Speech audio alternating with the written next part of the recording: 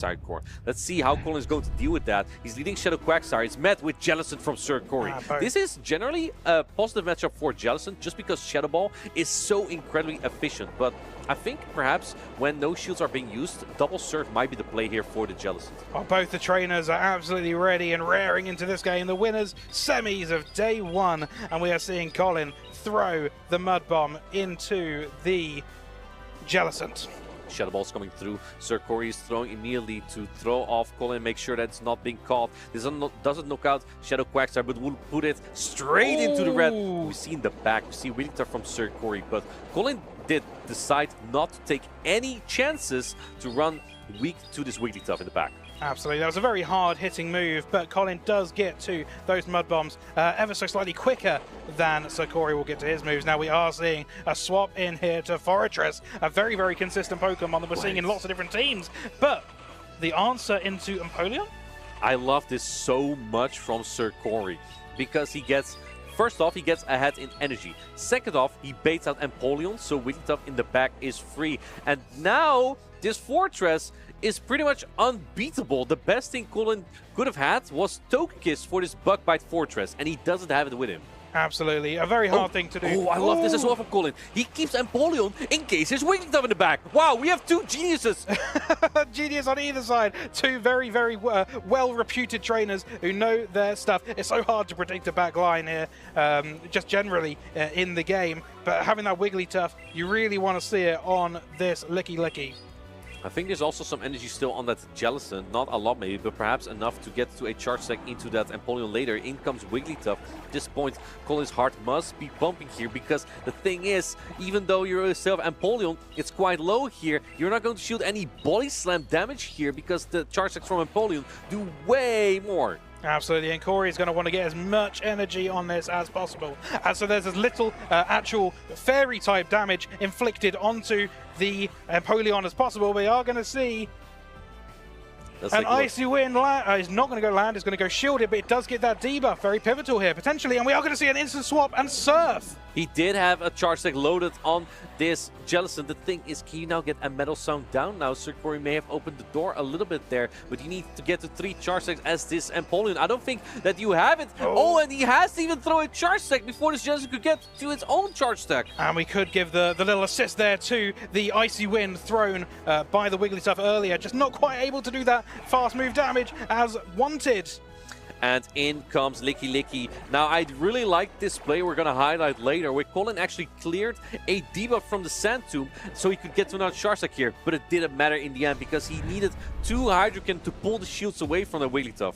What a play here from Sirkori. Really, really well played. Yeah. So how are you going to adapt here as Colin? He is known to be one of the best players in Europe, if not the world. But you're 1-0 behind against the Cradily user. Absolutely. So there's a bit of an uphill battle here, perhaps, for Colin. Corey, having played that so well, is he going to pick the same team or is he going to diversify a bit? Because this all comes down to the more mental fortitude of the 2 players, and they have to really have a think here. Am I going to run the same team? Is my opponent going to run the same team? And you have to not only think about what your best Pokemon into that 6 is, but also what is their best Pokemon into my 6. So you have to kind of have a bit of a mishmash, a bit of a balance. You've got to kind of get your team equal to attack and defend into what your opponent has. I just feel like I want to see all the signature Pokemon come out. Like we saw Rainicast form, now I want to see Cradily. Like, can we see some Cradily success here? I mean, Cradily is the kind of Pokemon that's just scary to run when you see a Bug Bite Fortress on the opposing team, because that matchup is horrific for Cradily. You do not want to be Cradily in that matchup. So maybe that's why Sirkori is kind of hesitant to bring that Pokemon. And obviously you've just seen Empoleon as well, which is a terrible match for Cradily just alike. But if you can get it on Shadow Quagsire, perhaps there is room. And I think that Sirkori showing that he's not that afraid of Empoleon with Wigglytuff also tells Colin, should I really run Sableye here?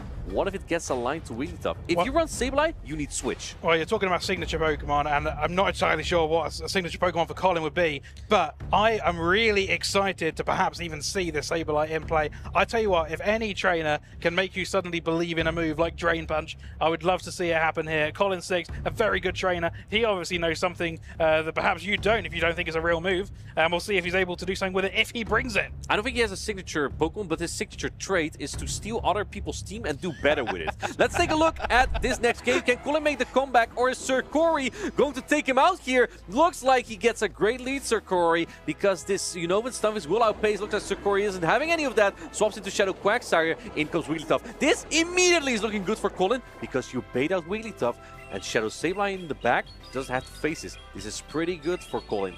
But keep in mind also, what also is good, I think actually if you went for double Mud Bomb here, Shadow Quagsire could win the zero-shoot scenario. Now I'm not too sure. Well, we saw Corey's Wigglytuff do so well for him in game one. Being baited out here maybe isn't the most optimal thing for Corey, but we are going to see what this Wigglytuff has got in store for Colin. At this point, you've seen the Wigglytuff. You might not need to use a protection here as Colin. He knows that, because when shields are up and you can actually Drain Punch and do something with his charge deck, look at that. You get to another Aqua here. Swift would have done a little bit more damage, but I don't think that it would have knocked out Quagsire either. Sirkori's not giving any protection shields though. Sirkori happy to let it go here. Ooh, maybe swap. not to be able to see what comes in the back. Sirkori will realize now that the Wigglytuff would have been more useful here for sure. But I'll tell you what, these bug bites are doing a lot more damage than I would have expected. There it is. The attack I find not real. Does Sirkori shield it? No, he doesn't. That doesn't deal a lot of damage. Actually does way more than I thought. From a Drain Punch. In comes Santu. This will neutralize the defenses of Colin's Shadow Sableye. He decides to use a protection here to preserve Sableye as much as possible. So the defenses come up, and what goes up must come down as the Santum does get that debuff off. We are going to see another Drain Punch, this time going shielded by Sirkori. This is still looking kind of tough for Colin, because he needs to get not just shields down, he also needs an energy advantage on his Empoleon to take care of the Stunfisk. But this is it's not really happening against his Fortress here.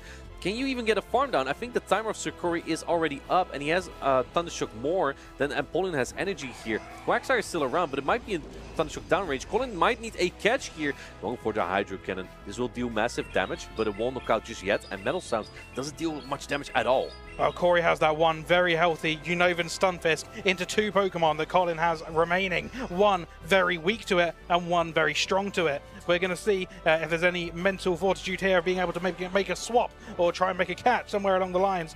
As the game comes to its finite conclusion, we're going to see a Mud Bomb here, which there are no Protect Shields remaining. Is this going to be enough to knock out? I don't think it will. It deals more damage, but Empoleon will get really low here.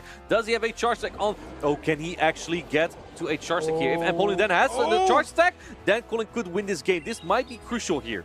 Well, this isn't as much damage as a Mud Bomb would have done, but it is still quite a lot of damage here with the Aqua Tail landing, and it's going to be very, very close coming towards the end of this game. Oh, but Corey doesn't know there's in the charge stack yet. Oh, it's in a catch! Wow, Sirkori is playing out of his mind! What a catch from Sirkori! This is fantastic! It had to be done there. It was then or never. And as Sirkori comes back in with his Unovan Stunfisk, we see Colin take off his headphones. He knows the writing's on the wall, and it is fire. It is enough to take down his last Pokemon, Empoleon. And Sirkori has done it. What a game for Sirkori. Wow. Sirkori looks at the crowd like, yep, I did it, guys. I took him down. On paper, this looks like such an upset, but gosh, that was such